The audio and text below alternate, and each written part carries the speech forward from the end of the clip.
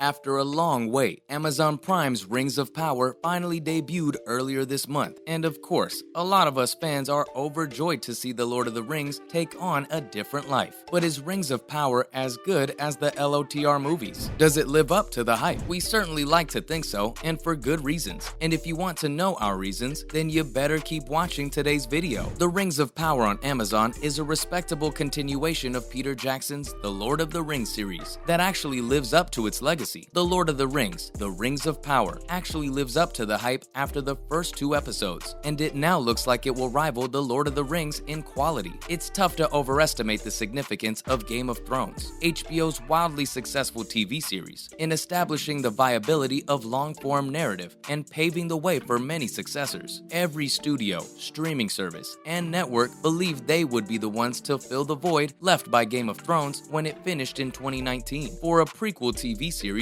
Amazon Studios looked to the venerable Lord of the Rings brand. With a $1 billion budget, The Rings of Power is the most ardent rival to the legacy of Game of Thrones. The Rings of Power is now the most costly TV series ever produced, thanks to that expenditure, which Amazon executives have defended by claiming an extraordinary amount of world building was required. Given that Season 1 of The Rings of Power was shot in New Zealand, many viewers will unavoidably draw comparisons between it and Peter Jackson's acclaimed cinematic adaptations of J.R.R. Tolkien's The Lord of the Rings, and even the soundtrack has a certain Tolkien-esque feel. Due to all of this, it is impossible to overstate the pressure that Amazon's newest TV show is under, both from the company's customers and from the wider public. Even though Amazon Studios has produced numerous popular originals, none of them have achieved the same level of cultural impact as Netflix's Stranger Things or Disney Plus's The Mandalorian. This is their test, according to Business Source. If it doesn't succeed, there's going to be a big question from Andy Jassy and the board, one insider reportedly noted. All indications indicate that The Rings of Power will certainly live up to the heritage of The Lord of the Rings and fulfill Amazon Studios' initial concern. If we can't take this piece of IP and make it successful, why is Amazon Studios even here? Fortunately, this concern is unfounded. One of the reasons why we think Rings of Power is living up to the expectation is that it doesn't make use of nostalgia. The significance of nostalgia in current popular culture cannot be overstated. That is the key to Stranger Things' success, which successfully capitalizes on nostalgia for the 1980s in novel and inventive ways. The Rings of Power on Amazon could easily play the nostalgia card by paying homage to Peter Jackson's Oscar-winning films, but that won't be a huge issue because The Rings of Power is set in Middle-earth's Second Age. There are very few long-lived recognized characters left, and the settings have changed significantly. Despite being in Middle-earth's past, this feels brand new and fresh. It helps that The Rings of Power draws on lesser-known mythology found in J.R.R. Tolkien's own appendices and private notes. People have heard about Middle-earth in montages and glimpses, but there are vast unexplored stories. According to co-creator J.D. Payne, Tolkien talked about not creating Middle-earth, but excavating it. We felt like we were discovering things that were already there. The Rings of Power is only 2 episodes in, and already introducing new characters like Halbrand, who don't seem to be a part of the canon unless of course Halbrand is using or will use an alias. The story's broad strokes may be simple to understand, but the specifics and character journeys are still a mystery. Aside from not playing with nostalgia, the series also tells an incredibly potent story, with something for everyone. The Lord of the Rings was the ideal 4-quadrant series. The Rings of Power achieves a similar harmony by combining action-packed scenes with quieter character moments and serious threats with witty banter, as Sauron starts to control events in his favor and engineers the formation of the Rings of Power. It would be so easy for the show to be oppressed by a foreboding sense of darkness, but the Rings of Power definitely avoids that pitfall, given that the antagonist is a shapeshifter and a liar. The mystery surrounding Sauron's identity permeates the entire narrative. It's amazing how rapidly the Rings of Power develop their characters, in part by using J.R.R. Tolkien's own archetypes. The dynamics between Nori and Poppy are delightfully reminiscent of Merry and Pippin, without being derivative, and the Harfoots are lovely. Elrond and Durin resemble Legolas and Gimli in certain ways, yet they harbor sinister secrets from one another. Some people believe Tolkien's character Galadriel should never have been reimagined as a warrior, which has made the way she is portrayed a little more contentious. Despite this, her story feels important, and her character will undoubtedly change. The Lord of the Rings conclusion is enhanced by Galadriel's tale, as she ultimately departs the Undying Lands with her job accomplished, and Soren Sauron vanquished at the end. Plus, the Rings of Power cinematography and the soundtrack are just as good as the Lord of the Rings trilogy, with magnificent cinematography and an abundance of landscape shots that highlighted New Zealand in all its grandeur. Peter Jackson's The Lord of the Rings films went to considerable efforts to portray Middle-earth itself as a character in its own right. Similar in style, The Rings of Power features sumptuous cinematography and jaw-dropping special effects that are all the more astounding given that they were created during the pandemic. Despite the show's staggering expense, every single scene demonstrates why it was so expensive. Over 9,500 VFX images from 20 VFX studios were used in The Rings of Power. It's also important to highlight The Rings of Power's music, which was made available on Spotify before the film's debut. The Lord of the Rings is connected with Canadian composer Howard Shore, whose work on Peter Jackson's movies earned him 4 Grammy Awards, 3 Oscars, and 2 Golden Globes. To ensure that there will be a strong sense of consistency between the representations of Middle-earth, Amazon made the sensible decision to enlist Shore once more to write the primary theme song. American composer Bear McCreary, who has freely professed to be a fan of Shore, provided the film's major score. He was thrilled by how nicely his music complemented Shore's, and with good cause. Only 2 of the 8 episodes in The Rings of Power Season 1 have been made available. Based on these first 2 episodes, it appears like Amazon has gotten exactly what they wanted in a viable replacement for The Lord of the Rings, which manages to match the quality of those famous films. The test will be whether The Rings of Power can survive Season 2, when production will shift from New Zealand to the UK, a move that many have criticized as being inconsistent with the franchise's setting. It will be interesting to see what The Rings of Power's future will hold. So are you convinced yet that the series is living up to the hype? Hopefully you are, especially since Orlando Bloom, one of the original cast members of The Lord of the Rings, has aired his support for a certain Rings of Power star, Ishmael Cruz Cordova, and Orlando Bloom, who plays Legolas in The Lord of the Rings, The Fellowship of the Ring, reunite in a charming new social media post. The majority of the cast is made up of new characters, who viewers are only now getting to know, although the show does feature a few returning characters, such as Galadriel, Morfydd Clark, and Elrond. Robert Aramayo, Arondir, played by Ishmael Cruz Cordova, is one of the newcomers, and the first elf in the Lord of the Rings universe to be portrayed by a non-white actor. Cordova, along with a number of his co-stars, has recently faced racist online criticism from a tiny group of irate fans. Bloom and Cordova are shown together in a charming new Instagram photo that uses the Elvish word melon, which means friend. The 2 performers were referred to as legends by Prime Video in a comment on the page, while Cordova himself responded by reiterating Bloom's use of the word melon. Bloom most recently played Legolas in Jackson's The Hobbit trilogy, even though he is most remembered for his part in The Lord of the Rings. The movies received a less enthusiastic response, but fans embraced Bloom's reappearance regardless of how detached it felt from Martin Freeman's Bilbo's journey, following the racist backlash against The Rings of Power. Other Lord of the Rings performers made a heartwarming display of support for the new cast, including Billy Boyd, Dominic Monaghan, Sean Astin, and Wood. It's quite doubtful that Legolas will actually get to join Arondir in The Rings of Power, given the timing of the episode. Arondir's disposition is similar to Legolas, thus Bloom's social media post is a beautiful gesture of support and a moving passing of the baton. And on that note, we're wrapping up today's episode on why Rings of Power is living up to the Lord of the Rings movies. Have you watched the series yet? Who is your favorite character so far? Let us know in the comment section below. Before you go, don't forget to leave a like and subscribe to our channel with the notification bell on for more videos like these. We'll see you next time, and thanks for watching.